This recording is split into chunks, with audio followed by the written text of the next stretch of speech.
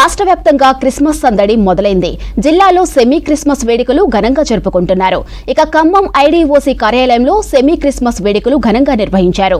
జిల్లా collector Jitesh B Patil ఈ వేడుకలకు ముఖ్య అతిథిగా హాజరయ్యారు. క్రిస్మస్ పండుగ శాంతి సంతోషానికి ప్రేమకు తార్కాణంగా జరుపుకుంటామని తెలిపారు కలెక్టర్. ఇక క్రీస్తు జీవన గమనం అందరికీ ఆచరణీయమని అన్నారు. క్రీస్తు బోధనలు మంచి మార్గంలో నడిపిస్తాయని తెలిపారు.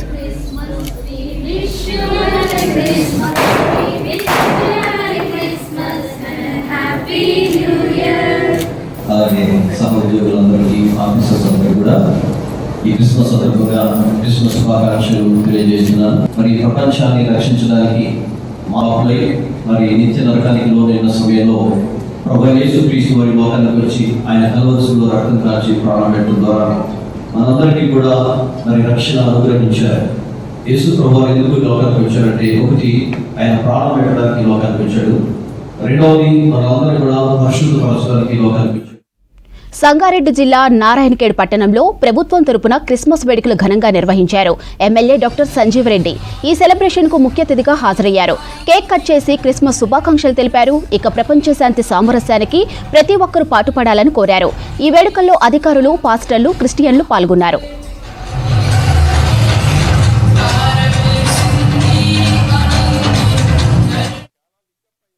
ఒక్కొక్క మతాన్ని పాటిస్తూ ఒక్కొక్కరు దాన్ని ఆచరిస్తూ ఉన్నారు మన భారతదేశంలో. దాంట్లో యాక్చువల్గా హిందూ దేశం అని అన్నప్పటికీ కూడా అందరికీ సమానంగా ప్రభుత్వాలు పరిపాలిస్తూ ఉన్నాయి. కాకపోతే మీకు ఒక విషయం చెప్పేదంటే, ఏ మతం తీసుకున్నా కూడా ప్రతిదీ అల్టిమేట్గా అన్ని మతాలు, అన్ని బైబిల్ చెప్పినా, ఖురాన్ చెప్పినా, భగవద్ చెప్పినా అన్నీ ఒకటే. ఎందుకంటే ప్రపంచ శాంతి అని, అందరూ కూడా కలిసికట్టుగా సోదర భావంతో ఉండాలని చెప్పేసి, అందరూ లోక కళ్యాణం గురించి ప్రార్థించాలని చెప్పేసి అన్ని మతాలు, అన్ని గ్రంథాలు కూడా చెప్పడం జరుగుతుంది. ఇప్పుడు శ్రీకృష్ణ పరమాత్ముడు వచ్చిన ఎవరు వివిధ యుగాలలో ఒక్కొక్క భగవంతుని మనము హిందూ ధర్మం ప్రకారం మనం చెప్పుకుంటాం.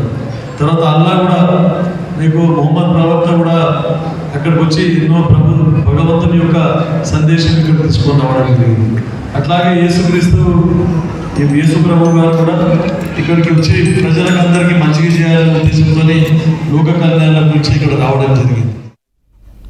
రాష్ట్రంలో అన్ని పండుగలను ప్రజలు ఘనంగా నిర్వహించుకునేలా ప్రభుత్వం చర్యలు తీసుకుందన్నారు పాలకుర్తి ఎమ్మెల్యే ఎస్ఎస్పీని రెడ్డి. ఇక జనగామ జిల్లా పాలకుర్తిలో జరిగిన క్రిస్మస్ ముందస్తు వేడుకలకు హాజరయ్యారు ఎమ్మెల్యే ఎస్ఎస్పీని రెడ్డి. కేక్ కట్ చేసి క్రిస్మస్ శుభాకాంక్షలు తెలిపారు. క్రిస్మస్ వేడుకలను అధికారికంగా నిర్వహించేందుకు ప్రభుత్వం ప్రతి నియోజకవర్గానికి 2 లక్షల రూపాయలు ఇచ్చిందన్నారు ఎమ్మెల్యే ఎస్ఎస్పీని రెడ్డి.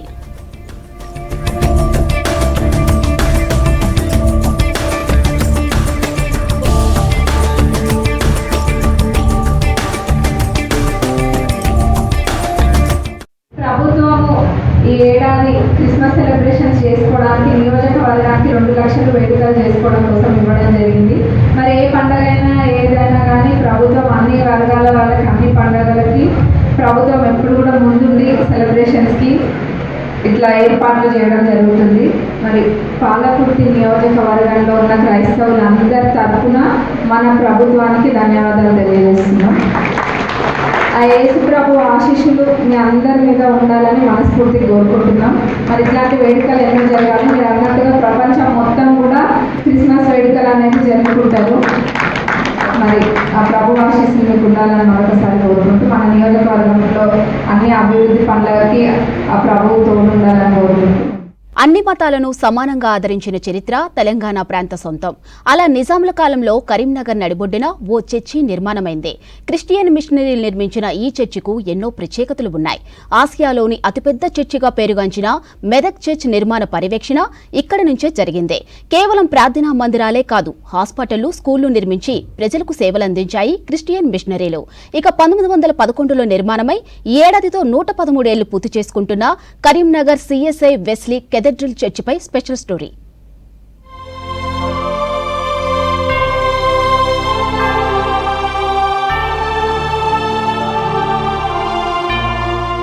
నిజాం పాలనలో తెలంగాణలో నిర్మించిన చర్చిలు చారిత్రాత్మకంగా ఎంతో గుర్తింపు పొందాయి. సర్వమత సమ్మేళన దిశగా రాష్ట్రంలో చర్చిలు నిర్మించారు నిజాం పాలకులు. 1911లో కరీంనగర్లో నిజాంలు కట్టిన వెస్లీ కెథడ్రల్ చర్చ్ పురాతన కట్టడంగా ప్రాముఖ్యత సంతరించుకుంది. కరీంనగర్ జిల్లా కేంద్రంలో మెదక్ చర్చ్ కంటే ముందు వెస్లీ చర్చ్ కట్టారు. 1912లో ప్రారంభమైన ఈ చర్చ్కు ఈ ఏడాదితో 113 ఏళ్లు నిండాయి.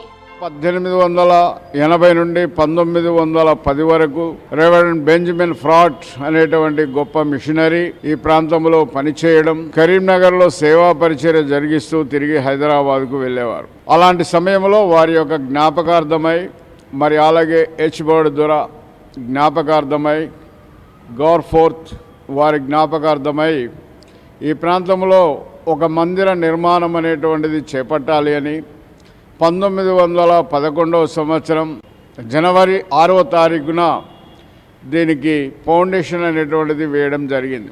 1912 సంవత్సరం జనవరి 6వ తారీఖున ఈ మందిరం యొక్క ప్రతిష్ఠిత ఆరాధన అనేది జరిగింది. 1880లో క్రైస్తవ మిషనరీలు రెవరెండ్ పి బెంజమిన్ నేతృత్వంలో ఎలగందుల జిల్లా కేంద్రంగా సేవా కార్యక్రమాలు కొనసాగించాయి. 1880 నుంచి 1907 వరకు జిల్లాలో క్రైస్తవ ప్రచార సేవకుడిగా ఉన్న బెంజమిన్ 1911లో కరీంనగర్లో వెస్లీ కెథడ్రల్ చర్చ్ నిర్మాణానికి శ్రీకారం చుట్టారు. ఎత్తైన సిలువ, ఎత్తైన దర్వాజాలు, భారీ కిటికీలకు రంగురంగుల అద్దాలతో నిర్మించిన ఈ చర్చ్ను 1912 జనవరి 6న ప్రారంభించారు.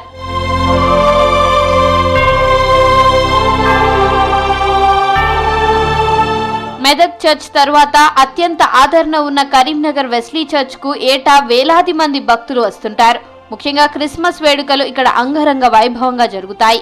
కరీంనగర్ కెథడ్రల్ సొసైటీ స్థాపకుడు పాస్ నైట్ వివాహం ఈ చర్చ్లోనే జరిగింది. ఇక్కడ జరిగిన మొదటి వివాహం ఇదే. చర్చ్ ఆవరణలోనే యూత్ సంఘాలు, ఆదివారం పాఠశాల, education, medical, social, economical, legal, finance, women fellowship బోర్డులు సేవలందిస్తున్నాయి. ఒక విధంగా చెప్పాలంటే మెదక్ అధ్యక్ష మండలం యొక్క చర్చి కంటే కూడా ఈ మందిరమే ముందుగా కట్టబడిన మందిరం అనేటువంటిది మాత్రం ఇది చరిత్రలో ఉన్నటువంటి సత్యం.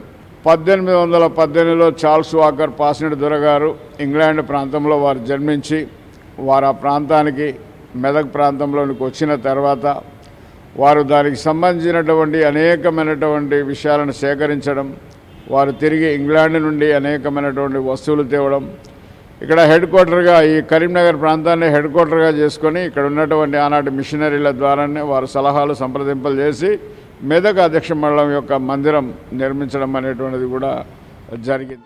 ఆనాడే క్రైస్తవ మిషనరీలు అనేక ప్రాంతాల్లో సేవా కార్యక్రమాలు ప్రారంభించాయి. కరీంనగర్లోని ఒకప్పటి పాత కలెక్టరేట్, నేటి కూరగాయల మార్కెట్ ప్రాంతం నుంచి సేవా కార్యక్రమాలను జిల్లాలో విస్తరించారు క్రైస్తవులు. చర్చ్ నిర్మించిన రోజుల్లోనే కరీంనగర్ నడిబొడ్డున క్రిస్టియన్ మిషనరీ ఆధ్వర్యంలో పాఠశాలలు, హాస్పిటళ్లు నిర్మించారు. చుట్టుపక్కల గ్రామాల్లో ఉన్న వారందరూ కూడా ఈ యొక్క చర్చిని అటెండ్ చేస్తూ ఉన్నారు. ఈ చర్చ్ సంఘం కూడా ఒకప్పుడు చాలా తక్కువగా ఉంది, చిన్నగా ఉండేది. కానీ ఇప్పుడు నానాటికి అభివృద్ధి చెంది చాలా పెద్దదిగా విస్తరించి ఇప్పుడు ఈ చర్చ్ కూడా సరిపోలేనంతగా ఉన్నది. ఎప్పుడైతే ఈ చర్చ్ సరిపోతలేదో అప్పుడు ఏం చేయబడ్డది అని అంటే సెకండ్ చర్చ్ కూడా కట్టబడ్డది, సెంటినరీ వెస్లీ చర్చ్ అని. ఆ చర్చ్లో ఎంతోమంది ఉన్నారు. ఇప్పుడు ఈ చర్చ్ కూడా ఫుల్ అయిపోయి నెక్స్ట్ ప్లాన్ ఏంటంటే మెగా చర్చ్ ఒకటి కట్టాలనే ప్లాన్ ఉన్నది. చర్చ్ నుండి ఎవరైతే బీద వాళ్ళు ఉన్నారో వాళ్లకు వివిధ పండుగల్లో మేము పూర్ ఫీడింగ్ అనేది చేయడం జరుగుతుంది. బట్టల రూపంలో, వాళ్ళకు వస్త్రాల రూపంలో వాళ్ళకందరికీ కూడా అందజేయడం జరుగుతూ ఉంటుంది. ఇక్కడ నుండి చాలామంది దాతలు వారి దాతృత్వాన్ని వెల్లడి చేయడం జరుగుతూ ఉంటుంది. పండుగల సమయంలో కాకుండా ఇతర సమయాల్లో కూడా సహాయం నిమిత్తం వచ్చిన వారికి మరి వీరందరూ కూడా మరి సహాయపడతారు. వారందరూ కూడా మేము ఉన్నామనేటువంటి చేయుతనియడం జరుగుతూ ఉంటుంది. కరీంనగర్ చర్చ్ అనుబంధ మిషనరీ ఆధ్వర్యంలో 100 ఏళ్ల క్రితమే కరీంనగర్లో 22 ఎకరాల్లో మిషన్ హాస్పిటల్ నిర్మించి దశాబ్దాల పాటు సేవలందించారు క్రైస్తవులు. 250 పడకల ఈ ఆసుపత్రిలో ప్రతిరోజు 600 మంది వరకు అవుట్ పేషెంట్లు చికిత్స పొందేవారు. ముఖ్యంగా ప్రసూతి సేవలకు ఇది సూపర్ స్పెషాలిటీ ఆసుపత్రి. బీజేపీ సీనియర్ నేత, మహారాష్ట్ర మాజీ గవర్నర్ విద్యాసాగర్ రావు ఈ హాస్పిటల్లోనే జన్మించారు. విదేశీ డాక్టర్లు ఇక్కడి నుంచి వెళ్లిపోయిన తరువాత ప్రైవేట్ హాస్పిటళ్లు ఏర్పాటవడంతో 2013లో ఈ హాస్పిటల్ మూతపడింది. ఈ ఆసుపత్రిని తిరిగి ప్రారంభించేందుకు ఏర్పాట్లు జరుగుతున్నాయి.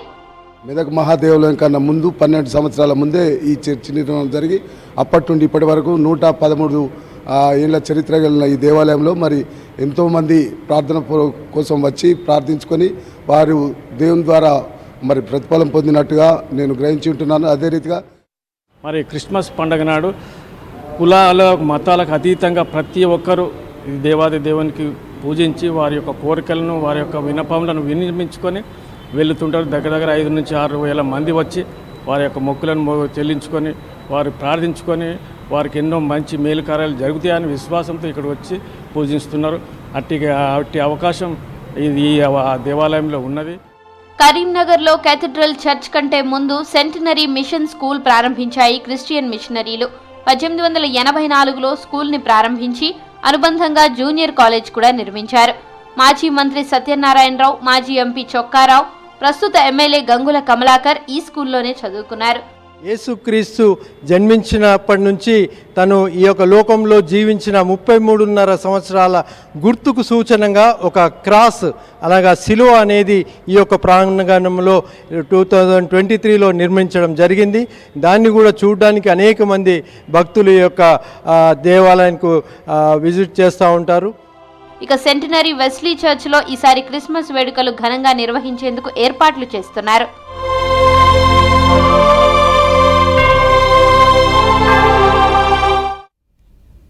ఆరు గ్యారెంటీల్లో ప్రభుత్వం అమలు చేసిన మహాలక్ష్మి పథకానికి ఖమ్మం జిల్లాలో ఫుల్ రెస్పాన్స్ వస్తుంది. 61% పైగా మహిళలు ఆర్టీసీలో ఉచిత ప్రయాణం చేస్తున్నారు. ఇక ఆక్యుపెన్సీ రేషియో 98 నుంచి 100% పెరిగింది. మహిళా ఉద్యోగులు, చిరు వ్యాపారులు మహాలక్ష్మి స్కీమ్తో ఉచిత ప్రయాణం చేస్తూ డబ్బు ఆదా చేసుకుంటున్నారు.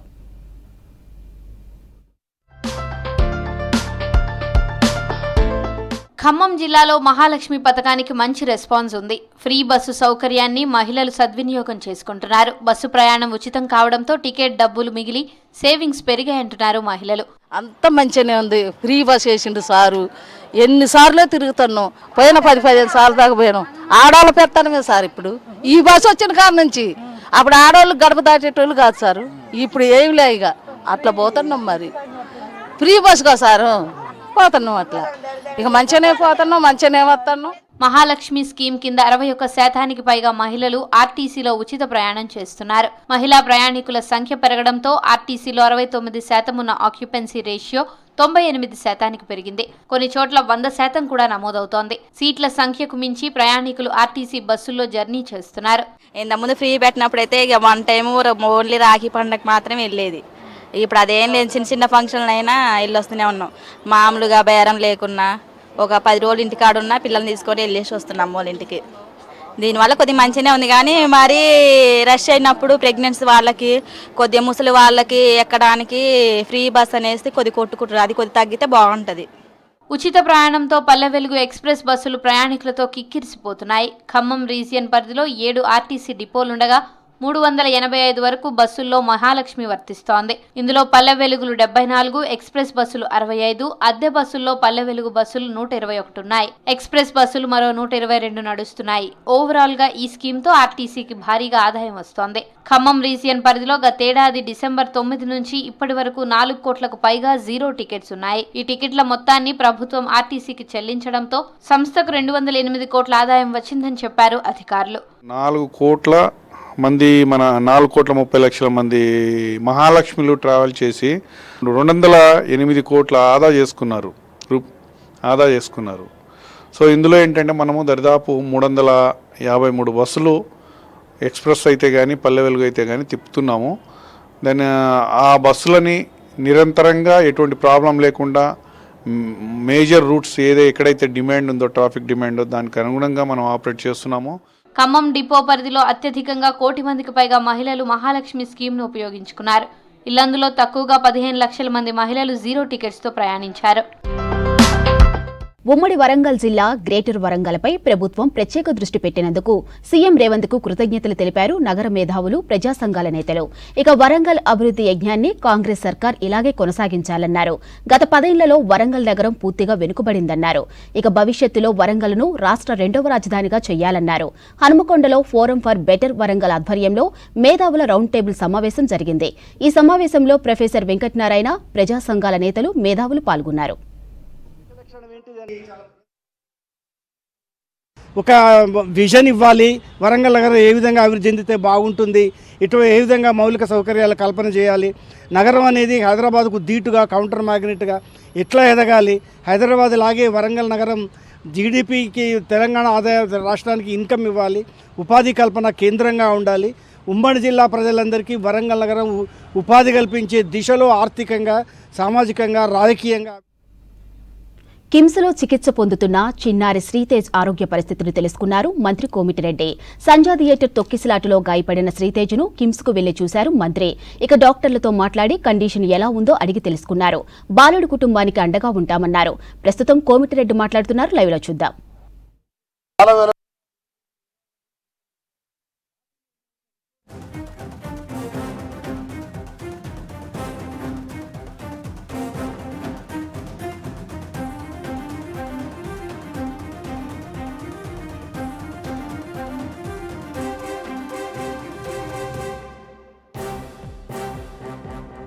పర్మిషన్ లేదు, రాకూడదని చెప్పి రిటర్న్గా పర్మిషన్ ఇవ్వడం జరిగింది.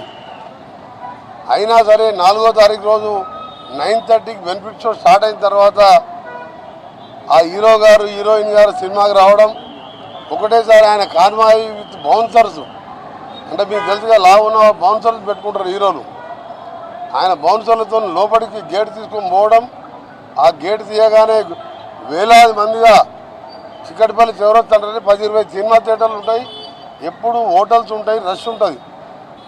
ఆయనతో పాటు అందరు మీద పడడం, ఆయనపై బాల్కనీలో కూర్చోవడం, ఆ తొక్కిసలాటలో రేవతి కొడుకు కింద పడిపోవడం, ఆమె వెంబడే ఆన్ ది స్పాట్లో చనిపోయిన అక్కడున్న సినిమా ప్రొడ్యూసర్ కానీ హీరో గారు కానీ ఏమాత్రం చూడుకోకుండా పోయి బాల్కనీలో వెళ్ళి సినిమా చూడడం. ఆ తర్వాత ఏసీపీ గారు వెళ్ళి మీరు వెళ్ళిపోండి సార్, బయట క్రౌడ్ బాగాలేదు, ఇంకా కంట్రోల్ అవుతలేదని చెప్పి ఏసీపీ చెప్పినా వినకపోతే డీసీపీ గారు వచ్చి గట్టిగా మందలిచ్చిన తర్వాత అయినా సరే సినిమా అయిపోయేంత వరకు ఉండి మళ్ళీ ఓపెన్ టాప్ జీప్లో వచ్చేటప్పుడు ఓపెన్ టాప్ జీప్లో చెయ్యుకుంటూ వచ్చిండ్రు. ఆ చెయ్యిపోయేసరికి ఎవరికైనా పిల్లలకు సినిమా హీరోలు అంటే క్రేజ్తో చూడాలనిపిస్తుంది.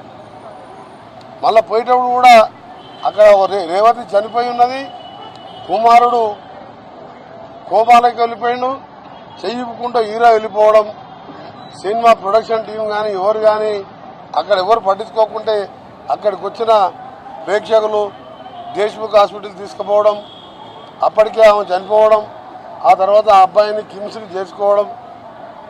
ఈరోజు ఆ అబ్బాయి పరిస్థితిని డాక్టర్ చేతన్ గారిని అలాగే హాస్పిటల్ మేనేజ్మెంట్ వారితో మాట్లాడితే ఆహారం తీసుకొని పరిస్థితుల్లో ఇక్కడ గొంతు దగ్గర ఆక్సిజన్ వెంటిలేటర్ తీసేసి ఇక్కడ హోల్ చేసి దాని ద్వారా గాలి పీల్చుకుంటూ నోజ్ ద్వారా పైపుల ద్వారా ఫీడింగ్ చేస్తున్నారు.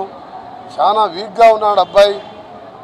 నేను ఒకటే కోరుతున్నా, ముందుగా రేవతికి ఆత్మశాంతి కలగాలని భగవంతుని ప్రార్థిస్తూ అబ్బాయి కూడా కోలుకోవాలని, కోలుకుంటాడని కూడా కోలుకునే విధంగా ఆ దేవుడు ఆశీర్వాదం ఇవ్వాలని. ఎందుకంటే ఒక పేద ఆర్యవైశ్య కుటుంబమే కాదు, ఎందుకంటే ఇది ఒక అన్యాయంగా పర్మిషన్ రిజెక్ట్ చేసిన తర్వాత వద్దన్న రావడం అందరికీ సమానం ఉంటుంది. మేము రాజకీయ నాయకులం, మేము ఏదైనా ప్రోగ్రామ్ ఇచ్చేటని పోవాలంటే గతంలో ఉన్న ప్రభుత్వం ఏదైనా కాలు ఇస్తే మేము ఏడపోతామని పొద్దున 5 గంటలకు వచ్చి ఇంటి చుట్టూ మొత్తం కూడా అవసరం చేసేవాళ్ళు. అలాంటిది వద్దన్నప్పుడు వచ్చి ఇంత చనిపోయిన తర్వాత సినిమా దాని మీద మేనేజ్మెంట్ మీద యాక్షన్ తీసుకున్నాను, ఆ హీరో మీద కేసు బుక్ చేసాను. సరే, నేను దానికి కోర్టు పరిధిలో ఉన్న అంశం కాబట్టి నేను మాట్లాడదలుచుకోలేదు. చట్టం తన పని చేసుకుంటుంది. కోర్టులో ఆల్రెడీ డిస్కషన్ అయింది కాబట్టి దాని మీద కామెంట్ చేయకుండా నేను భాస్కర్ గారు ఒకటే ధైర్యం ఇస్తున్నాను. గౌరవ ముఖ్యమంత్రి గారు రేవంత్ రెడ్డి గారు కూడా ఇంతకుముందు అసెంబ్లీలో అక్బరుద్దీన్ గారు రేజ్ చేసిన సందర్భంలో మా ముఖ్యమంత్రి గారు జరిగినదంతా కూడా చెప్పడం జరిగింది. నేను కూడా చెప్పాను ముఖ్యమంత్రి, నేను కూడా వెళ్ళి నా సొంతంగా కోమటిరెడ్డి ప్రతీక్ ఫౌండేషన్తో ఒక 25 లక్షల ఆర్థిక సహాయం చేసి ఆ తర్వాత హాస్పిటల్ బిల్స్ అన్నీ కూడా గవర్నమెంటే కడతానని చెప్పి ముఖ్యమంత్రి గారు చెప్పడం జరిగింది. ఇంకా నేను మేనేజ్మెంట్ గారు చెప్పినా మీరు ఎవరు కూడా ఒక్క పైసలు తీసుకోవద్దని మా డిఎంహెచ్ఓ గారు కూడా ఇక్కడనే ఉన్నాడు. మొత్తం కూడా ఎంత ఖర్చు అయినా సరే అది హైదరాబాద్లో కానీ ఇండియాలో కానీ అమెరికాలో కానీ ఆ అబ్బాయిని బతికించే మెడిసిన్ ఎక్కడున్నా తెప్పియాలని చెప్పి వీరికి చెప్పడం జరిగింది. అమెరికాలో మెడిసిన్ ఉన్నా తెప్పించి బతికించే ప్రయత్నం చేస్తాం. ఎవరో తప్పు చేసిందని మేము తప్పించుకోం. మా బాధ్యత పేద ప్రజలు ప్రాణాపాయ స్థితిలో ఉన్నవాడిని కాపాడే బాధ్యత మా మీద ఉన్నది. అందుకనే నాకైతే నమ్మకం ఉన్నది. పెద్ద చలనం లేదు అబ్బాయిలో కానీ డాక్టర్లు వాళ్ళు కూడా కన్ఫర్మ్ చెప్తలేరు మాకు. కానీ ఆ దేవుని ప్రార్థిస్తున్నాను. ఇక ముందు తెలంగాణలో నో బెనిఫిట్ షోస్. వాళ్ళు ఎంత పెద్ద బడ్జెట్ సినిమాలు తీసినా కానీ రేట్లు పెంచే విషయంలో కూడా ఆచితూచి వ్యవహారం ఇచ్చి అదేమైనా దేశ స్వతంత్ర పోరాటానికి సంబంధించిందా, ఏమైనా తెలంగాణ ఉద్యమానికి సంబంధించిందా, ఇంకేమన్నా ఒక జనరల్ యూత్కి మెసేజ్ వచ్చే పిక్చర్స్ డ్రగ్స్ మీద కానీ ఇంకా దేని మీద కానీ హిస్టరీ మీద పాత హిస్టరీ రాజుల కాలం అలాంటి వస్తే సినిమాలు మాత్రం ఆలోచిస్తాం. అది కూడా నామినల్ కదా. అందులో మాత్రం బెనిఫిట్ షో అసలే ఇచ్చేయలేదు.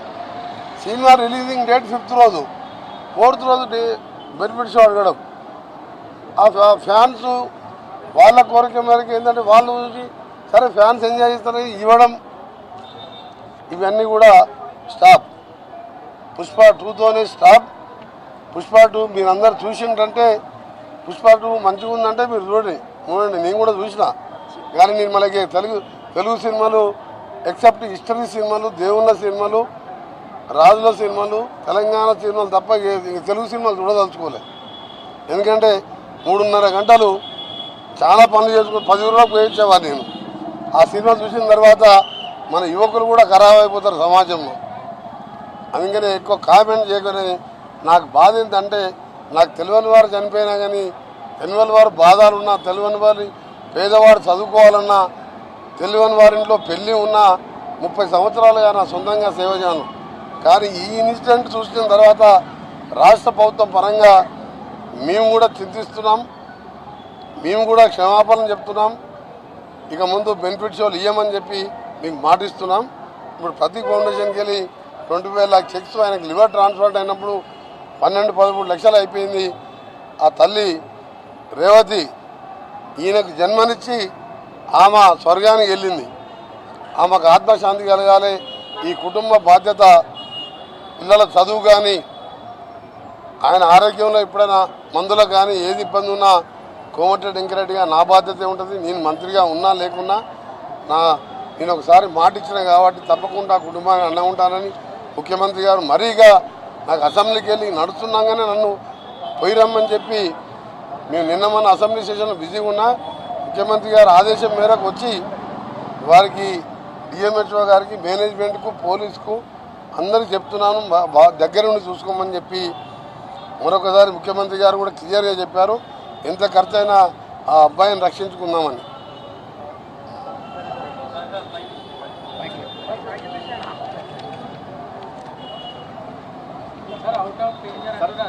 అంటే వైద్యులు మీకు ఏం చెప్పారు సార్?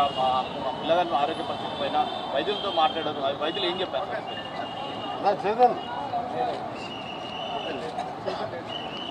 చేతన్ అనే డాక్టర్ ఎవరైతే చూస్తున్నారో చేతన్ అనే డాక్టర్ ఎవరైతే దీన్ని ట్రీట్మెంట్ చేస్తున్నాడో ఆయనతో చాలాసేపు చర్చించిన దాదాపు 30 ఏళ్ళుగా నేను ఎమ్మెల్యేగా ఉన్నప్పటికెళ్ళి హాస్పిటల్లో ఒక ఆపరేషన్ చేయడం తప్ప అన్నీ తెలుసు నాకు. ఆ అబ్బాయి పరిస్థితి చూసిన తర్వాత నాకు కూడా భయం వస్తుంది.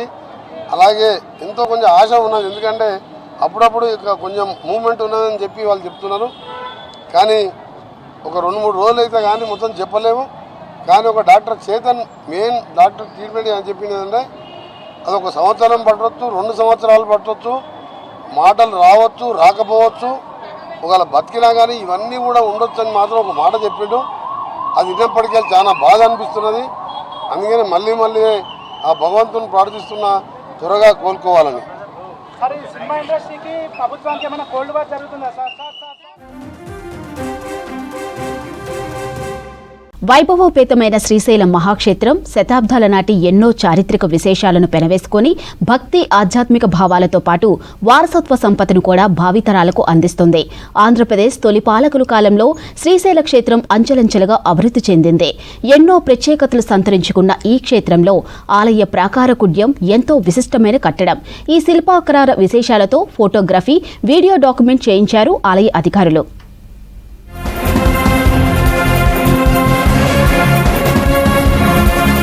శ్రీశైలం శ్రీ మల్లికార్జున స్వామి ఆలయ ప్రాంగణం దేశంలోనే ఎంతో ప్రత్యేకతను కలిగి ఉంది. భారతీయ శిల్పాలతో పోల్చితే ఈ ఆలయ ప్రాకార కుడ్యంలోని శిల్పాలు చాలా ప్రత్యేకం. ఈ అరుదైన ప్రాకార శిల్పాల విశేషాలను భవిష్యత్ తరాలకు తెలియజేసేందుకు దేవస్థానం ప్రత్యేక చర్యలు తీసుకుంటుంది. ఇందుకోసం శిల్ప ప్రాకార విశేషాలతో ఫోటోగ్రఫీ, వీడియో డాక్యుమెంట్ చేయించారు ఆలయ అధికారులు.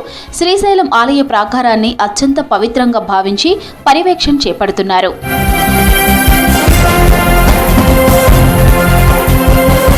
శ్రీశైలం ప్రాకార కుడ్యానికి ఎంతో ప్రాముఖ్యత ఉంది. దాదాపు 2,79,300 చదరపు అడుగుల వైశాల్యం, ఆలయ ప్రాంగణం చుట్టూ 2,121 అడుగుల పొడవైన కోటగోడ వంటి నిర్మాణమే ఈ ప్రాకార కుడ్యం. 3,153 రాళ్లతో నిర్మించిన ఈ ప్రాకార కుడ్యంపై బయటవైపు దాదాపు అన్ని రాళ్లపై శిల్పాలు చెక్కబడ్డాయి. ప్రతి రాయిపై శిల్పాలు ఓ గొప్ప కళాఖండాన్ని ప్రతిబింబిస్తున్నాయి. ఇలాంటి ప్రాకారం శ్రీశైలంతో పాటు హంపీలోని హజారా రామస్వామి ఆలయంలో కనిపిస్తుంది. ఆంధ్రప్రదేశ్ తొలి పాలకులైన శాతవాహనులు, ఇక్ష్వాకులు, పల్లవులు, విష్ణుకుండికులు, కదంబులు, కాకతీయులు, రెడ్డిరాజులు, విజయనగరం చక్రవర్తులు, ఛత్రపతి శివాజీ పాలనలో శ్రీశైలంలో ఇంతటి అద్భుతమైన ప్రాకార కుడ్యాన్ని నిర్మించడంతో పాటు ఆలయాన్ని అభివృద్ధి చేశారని చరిత్ర.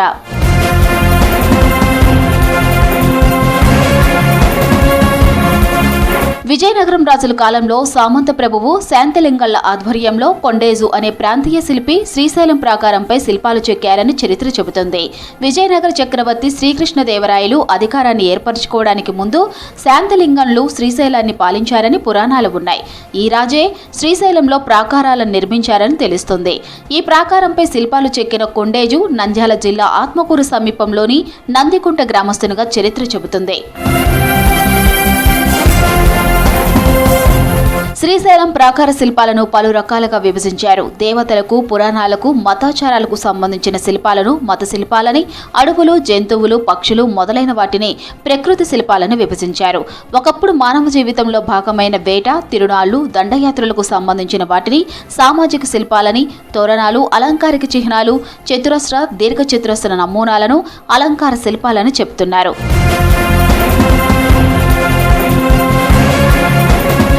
ఈ ప్రాకారంలోని మత శిల్పాలు శ్రీశైల ఆతిదేవుడైన శ్రీ మల్లికార్జున స్వామి ఆవిర్భావాన్ని, శివుని తత్వాన్ని, స్వామి అమ్మవార్ల గొప్పతనాన్ని, శైవ శాస్త్రీయ మత ప్రభావాన్ని తెలియజేస్తున్నాయి. ఈ ప్రాకారానికి 4 వైపుల కింద భాగం నుంచి 2 వరుసల్లో ఉన్న ఏనుగులు, గుర్రాలు ప్రకృతి శిల్పాల్లో చాలా ముఖ్యమైనవి.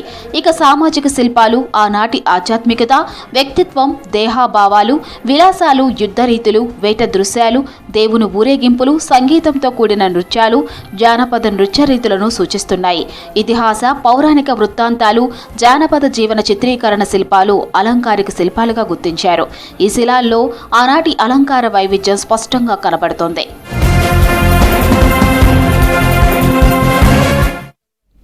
సంజా థియేటర్ ఘటనపై కాసేపట్లో సినీ నటుడు అల్లు అర్జున్ మీడియాతో మాట్లాడనున్నారు. పుష్ప మూవీ తొక్కిసలాట ఘటనపై మాట్లాడే అవకాశం ఉన్నట్లు తెలుస్తుంది. దీనిపై ఇప్పటికే సీఎం రేవంత్ రెడ్డి అసెంబ్లీలో ప్రకటన చేశారు. దీంతో అల్లు అర్జున్ ఏం చెబుతాడోనని సర్వత్రా ఉత్కంఠ నెలకొంది. సంజా థియేటర్ తొక్కిసలాట ఘటనలో ఓ మహిళ మృతి చెందగా ఆమె కుమారుడు తీవ్ర గాయాలతో హాస్పిటల్లో చికిత్స పొందుతున్నాడు.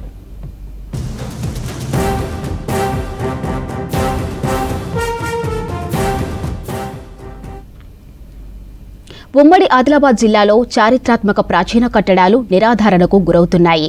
శిథిలావస్థకు చేరుతున్న ప్రాచీన కట్టడాలను పురావస్తు శాఖ నిర్లక్ష్యం చేస్తుందని ఆరోపణలు వినిపిస్తున్నారు. చరిత్ర, సంస్కృతి చిహ్నాల సంరక్షణకు చర్యలు చేపట్టాలనే డిమాండ్ వ్యక్తమవుతుంది.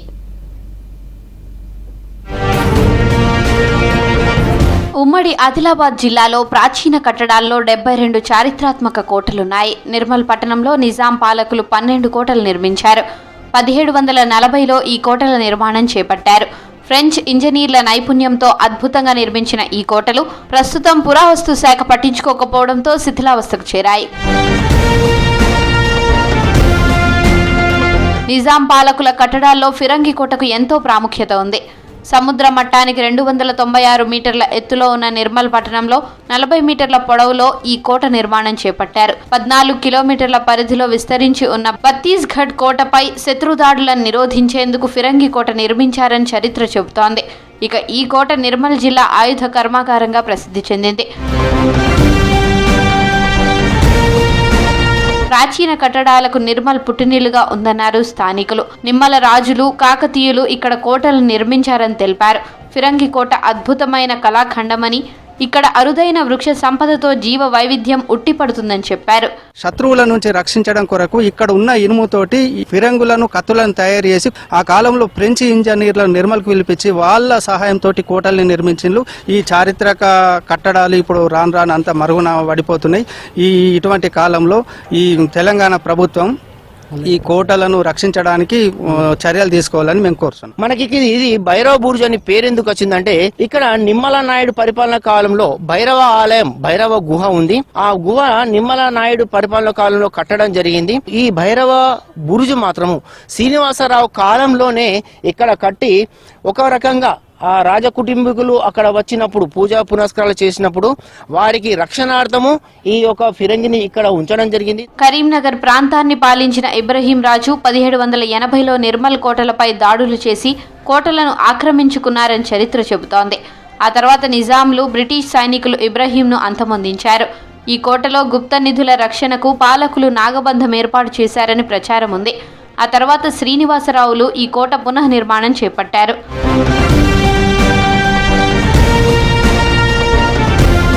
భారత్కు స్వాతంత్రం వచ్చిన తర్వాత కూడా నిర్మల్ కోటలు నిజాం సంస్థానం ఆధీనంలోనే ఉండేవి. భారత్లో విలీనం తర్వాత కొన్నాళ్లు కోటలను పరిరక్షించారు పాలకులు. ఇక రాను వందల ఏళ్ల చరిత్ర కలిగిన ఈ కోటలు కాలక్రమేణా నిరాదరణకు గురయ్యాయి. మరోవైపు కొందరు దుండగులు గుప్త నిధుల కోసం తవ్వకాలు చేసి ప్రాచీన కోటలను ధ్వంసం చేస్తున్నారని ఆరోపిస్తున్నారు స్థానికులు. చారిత్రాత్మక కట్టడాలను పురావస్తు శాఖ సంరక్షించాలని డిమాండ్ చేస్తున్నారు. నిర్మల్లో చరిత్ర కట్టడాలు కానీ ఇక్కడ గుర్జులు కానీ ఎన్నో ఉన్నాయి, చరిత్ర ఉంది. దీని కొన్ని 400 సంవత్సరాల చరిత్ర ఉంది. ఈ ప్రతి ఒక్క గుర్జును కూడా కాపాడుకోవాలంటే మన ఇక్కడ వ్యవస్థ డెవలప్మెంట్ అయితేనే ఈ గుర్జులు కాపాడుతాయి. తర్వాత ఇక్కడ ఉన్న వ్యవస్థ మంచి కావాలని చెప్పి మేము అందరం కోరుకుంటున్నాం. ఇక్కడ నుండి కింద వరకు స్థానికంగా అంటే వెంకటేశ్వర టెంపుల్, దేవరకోట, ఇటు చూస్తే కిల్లా మైసమ్మ గుట్ట, ముందర చూస్తే వెంకటేశ్వర గుట్ట, ఇవన్నీ ఇక్కడ నిలబడితేనే కనబడేటి ఒకప్పుడు. అంటే దాదాపు ఒక 20 సంవత్సరాల క్రితం. ఇప్పుడు కనీసం పక్కన చూద్దామనడానికి కూడా ఆస్కారం లేకుండా ప్రతి ప్లేస్ అన్ని కబ్జాకు గురవడం జరిగింది. స్థానికంగా ఇక్కడ చూస్తున్నా చూడండి, ఇక్కడ ఇండ్లు, అక్కడ ఇండ్లు, అంటే పైకి రావాలనాలంటే కూడా మనం సందులకి వెళ్ళి గుంతలకి వెళ్ళి వచ్చేటట్లున్నది, దొంగతనాల లెక్క అట్లా జరుగుతున్నాయి ఇక్కడ. ఏళ్ల తరబడి పర్యవేక్షణ లేక చరిత్ర కాలగర్భంలో కలిసిపోతుందన్నారు స్థానికులు. రాను పురాతన కోటలు కనుమరుగవుతున్నాయని తెలిపారు. భావి తరాలకు చరిత్రనందించే ప్రాచీన కట్టడాలను పరిరక్షించాలంటున్నారు. టూరిజం, పురావస్తు శాఖ నిర్మల్ కోటలను పర్యాటకంగా తీర్చిదిద్దాలని కోరుతున్నారు. హైదరాబాద్ కొత్తకోటలో సందడి చేశారు సినీ నటి శ్రీలీల. నూతనంగా ఏర్పాటు చేసిన శ్రీ వైభవం షాపింగ్ మాల్ను శ్రీలీల ప్రారంభించారు. ముఖ్య అతిథిగా ఎంపీ కొండా విశ్వేశ్వరరెడ్డి హాజరయ్యారు. ఇక షాపింగ్ మాల్ను ప్రారంభించడం సంతోషంగా ఉందన్నారు శ్రీలీల. అన్ని రకాల వస్త్రాలు షాపింగ్ మాల్లో లభిస్తాయన్నారు. ఈ ప్రారంభోత్సవం సందర్భంగా షాపింగ్ మాల్ నిర్వాహకులు మంచి ఆఫర్స్ ప్రకటించారని తెలిపారు. తెలంగాణలో ఇప్పటికే 3 శ్రీ వైభవం షాపింగ్ మాల్స్ ఉన్నాయని, నూతన బ్రాంచ్ కొత్తపేటలో ప్రారంభించామన్నారు సంస్థ యజమాని చలపతి. ఇక శ్రీలీలను చూసేందుకు అభిమానులు భారీ సంఖ్యలో తరలివచ్చారు.